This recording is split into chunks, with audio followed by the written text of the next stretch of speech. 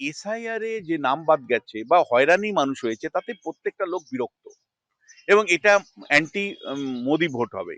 Anti Modi vote হলে তার প্রভাবটা সরাসরি তৃণমূলের পক্ষে যাবে। কারণ অন্য বিরোধী রাজনৈতিক দল মমতা বন্দ্যোপাধ্যায়ের মতন এসআইআর নিয়ে সরব ছিলেন না, আন্দোলন করেননি। তিনি সুপ্রিম কোর্ট থেকে শুরু করে রাস্তার রাজনীতি করেছেন। ফলে মমতা বন্দ্যোপাধ্যায়ের পক্ষে মানুষ রায় দিবে এবং অ্যান্টি মোদি রায় হবে। এসআইআর এর পুরো কেমিস্ট্রিটাই তৃণমূলের পক্ষে যাবে। এটা ১ম। তাদের দ্বিতীয় যুক্তি মুসলিম ভোটটা আমরা আগেরবারের মতনই পাবো।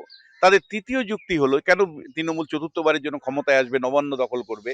তার কারণ তাদের চতুর্থ যুক্তি হলো যে স্কিমগুলো আছে তার মধ্যে লক্ষ্মীর ভান্ডার প্রকল্পের মেয়েরা এবার অতিরিক্ত আরো ১.৫% মানে 1.5% অতিরিক্ত মেয়েরা ভোট দিয়েছেন।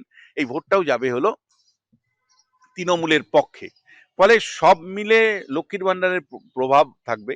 আর অর্গানাইজেশন শক্তিশালী, মানে বিজেপির অর্গানাইজেশন নেই, তৃণমূল কংগ্রেস অর্গানাইজেশন দিয়ে ভোটটা করিয়ে নিতে পেরেছে। ফলে এই সমস্তগুলো কারণ, যেখানে এক্সিট পোলের যারা করেছেন তারা তৃণমূলের পক্ষে যারা রায় দিয়েছেন যে তৃণমূলই ক্ষমতায় আসবে চতুর্থবার, তারা মনে করছেন এই কারণগুলোর জন্যই তারা আবারও, মানে তৃণমূল আবারও ক্ষমতায় আসবেন।